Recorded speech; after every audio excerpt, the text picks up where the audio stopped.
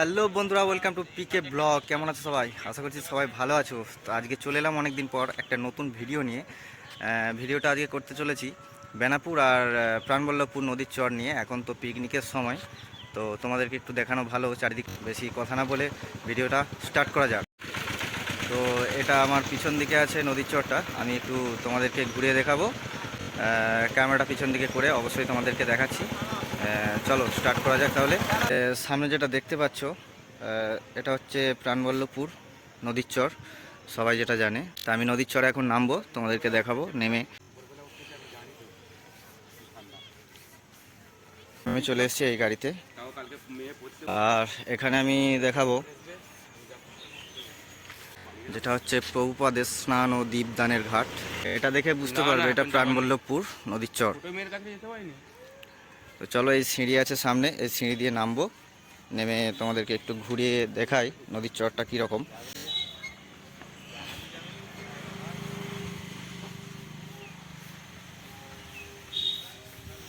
তো এখন পিকনিকের সময়, অনেকে পিকনিক করতে আসে, বা আজকের দিনটা যখন আমি শ্যুট করছি ভিডিওটা, তো তখনও পিকনিক কিছু মানুষ করছে। এটা হলো প্রাণবল্লভপুর নদীর চর, আর তার মধ্যে এই একটা পিকনিক দেখতে পাচ্ছি সামনে। আর আমার ডান দিকে একটা দেখতে পাচ্ছি, দুটো। আর এই যে বাঁশগুলো দিয়ে একটা স্ট্রাকচার করা আছে, তো এই স্ট্রাকচারগুলো প্যান্ডেলের মতো। এটা কি লেখা আছে দেখা যাক। আচ্ছা, এইগুলো বুকিং করার জন্য এখানে দিয়ে রেখেছে। তো যারা আসতে চান তারা এই নাম্বারে কন্ট্যাক্ট করতে পারেন। নাম্বারটা দেখে নিন ভালো করে। এখানে কটা পাওয়া যাচ্ছে? একটা, দুটো, তিনটে, এই একটা কাপড় দিয়ে ঘেরা, মানে চারটে হয়ে গেল। এখানে চলছে এদের পিকনিক। এটা হয়তো ব্যাচেলার পিকনিক হবে, এটা হয়তো ফ্যামিলি পিকনিক হবে। আর নদীর চর অনেকটা হাওয়া দিচ্ছে, নদীটা অনেক বড় হয়ে যাচ্ছে, নদীর চরটা ছোট হয়ে যাচ্ছে। আজ থেকে 7-8 বছর আগে নদীর চর প্রায় অনেকটা দূরে ছিল। এই যে সামনে যেটা দেখতে পাচ্ছেন, এই সামনে এতটা হয়তো ছিল, ভেঙে ভেঙে চলে এসছে। এটা প্রাণবল্লভপুর, এই নদীর চরটা।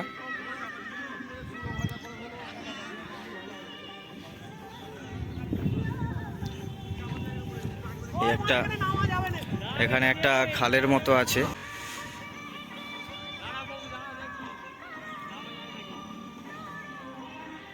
ছোট্ট একটা খাল। এই খালটার ওই পারে গেলেই কিন্তু বেনাপুর, যেটা সবাই জানে বেনাপুর নামে। তো এখন প্রাণবল্লভপুরটা দেখলাম, এবার আমি দেখাবো বেনাপুরটা তোমাদেরকে। তো বন্ধুরা, এটা তো প্রাণবল্লভপুর নদীর চরটা অবশ্যই দেখালাম। এবার আমি চলে যাচ্ছি বেনাপুর নদীর চরে। আর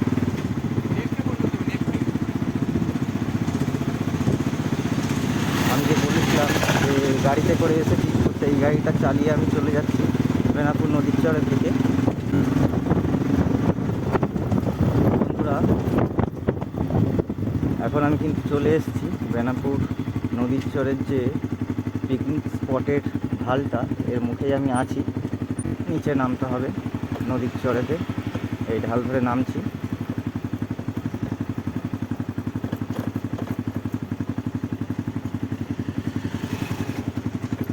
তো আমি একদম বেনাপুর নদীর চরের লাস্ট প্রান্ত থেকে তোমাদেরকে দেখাতে যাচ্ছি। সামনে এটা দেখছো, এটা সরকারি বাথরুম। নদীর চরে যারা পিকনিক স্পটে আসেন তাদের জন্য বাথরুমটা করে দিয়েছে সরকার থেকে।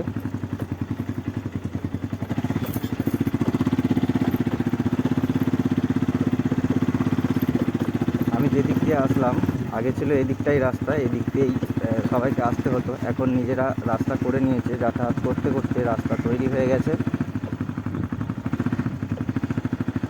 আর এই যে সামনে খালটা দেখতে পাচ্ছ,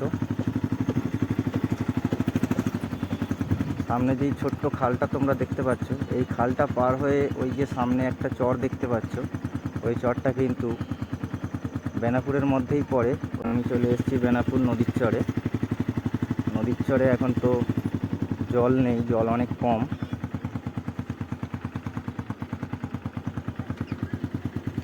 এখানে কটা পিকনিক হচ্ছে আমি দেখব। এখানে কিন্তু এই যে প্যান্ডেল অনেক করা আছে।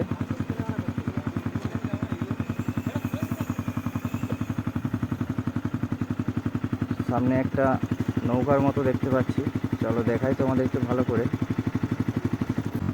আমি কিন্তু একদম নদীর ধার থেকে তোমাদেরকে দেখানোর চেষ্টা করছি।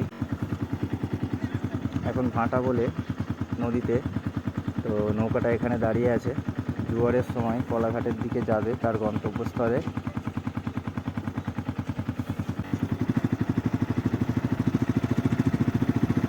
আজকের দিনটা সপ্তাহ মাঝখানে, তার জন্য বেনাপুর বলো আর প্রাণবল্লভপুর বলো, দুই জায়গাতেই পিকনিক কিন্তু অতটা আসেনি, 2জন কি 4জন করে।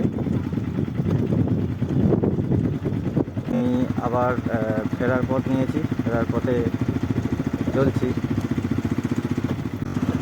সময়টাও কিন্তু প্রায় 11টা বাজতে যায় এই সময় আমি ভিডিওটা শুট করছি।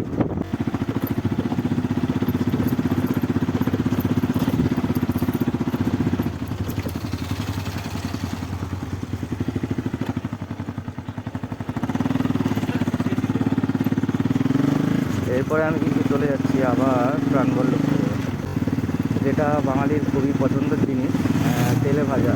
তো আজকে আমি তোমাদেরকে একটা তেলে ভাজারই দোকান দেখাবো।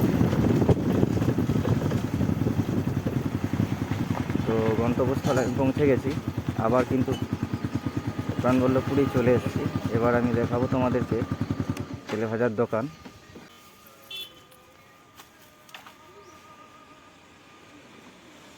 এই সেই তেলে ভাজার দোকান। তো বন্ধুরা, ঘুরে ফিরে কিন্তু আমি আবার একই জায়গায় চলে এসেছি, যেটা হচ্ছে প্রাণবল্লভপুর। তো প্রাণবল্লভপুরে এসে যেটা দেখানোর তোমাদেরকে, তো সেটাই আমি তোমাদেরকে দেখাবো। এটা হচ্ছে তারামা চপ সেন্টার। আর এখানে যেই জিনিসগুলো পাওয়া যাবে সেই জিনিসগুলো আমি তোমাদেরকে দেখাবো, এবং দোকানের যে ওনার আছে তার সাথে কথা বলে আরও কিছু জানার চেষ্টা করব। আচ্ছা, এখানে লেখা আছে তারামা চপ সেন্টার, যেটা আমি আগেই বললাম যে দোকানের নাম। পাওয়া যাচ্ছে আলু ও পটল চপ, ডিমের চপ, মোচার চপ, মাছের চপ, চিংড়ি চপ, আমের চপ, এঁচোড়ের চপ, টমেটোর chop, chicken pakora, veg pakora, singara এবং চা। যে কাকুটা অনার, তো এখন তিনি সেই জিনিসগুলো জোগাড় করছে। এখন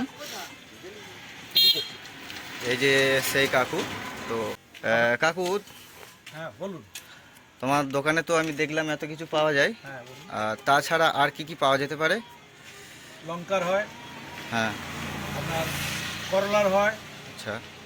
পনিরের হয়, হ্যাঁ আলু চপ তো আছে, এটা ন্যাচারাল আছে। হ্যাঁ, মানে যেটা বলা হয় বাঙালির মুখরোচক সব কিছুই পাওয়া যায়। হ্যাঁ। আচ্ছা আচ্ছা। তো তেলে ভাজা তো সব কিছুই শুনলে তোমরা, তারপরেও কিন্তু এখানে জল পাওয়া যাবে। শুধু যে বোতলের 2 লিটার বা 1 লিটার তা না, এখানে কিন্তু 20 লিটার থেকে 25 লিটারের যে বোতলটা হয় মিনাতে পারবে তোমরা এখানে। আর এছাড়া তো দোকানের মধ্যে চিপস থাকেই, তোমরা দেখেছো যে কোনো দোকানেই। আর এই যে আগেতে যে বলেছিলাম আগে ভিডিওর মধ্যে যে প্যান্ডেল যেটা বাঁশের তৈরি তোমাদেরকে দেখিয়েছি, তো এটা হয়তো এই কাকার সাথে যোগাযোগ করতে হবে।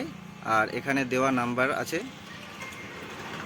ভালো করে দেখে নিলে হয়তো যোগাযোগটা করতে পারবে। তো বন্ধুরা, যতটা পেরেছি আমি তোমাদেরকে দেখিয়েছি। আসার পরে তোমরা অবশ্যই জিনিসটা ভালো করে বুঝতে পারবে, জানতে পারবে।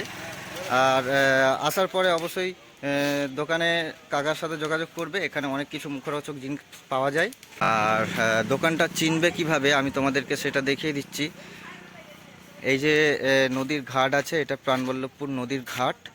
আর ঘাটের কাছে লেখা আছে প্রভুপাদের স্নান ও দীপদানের ঘাট। এখানে আসার পরেই কাকার দোকান অবশ্যই দেখতে পারবে। আর এখান থেকে যে সিঁড়ি নামছে, এখান থেকে তোমরা নদীর চর ভ্রমণ করতে পারবে। বন্ধুরা, আজকে অনেকটা দেখিয়েছি, তো এতটাই আজকের মতো থাক। আরও অন্য কোনো দিন অন্য কোনো ভিডিও নিয়ে চলে আসবো। তো টাটা।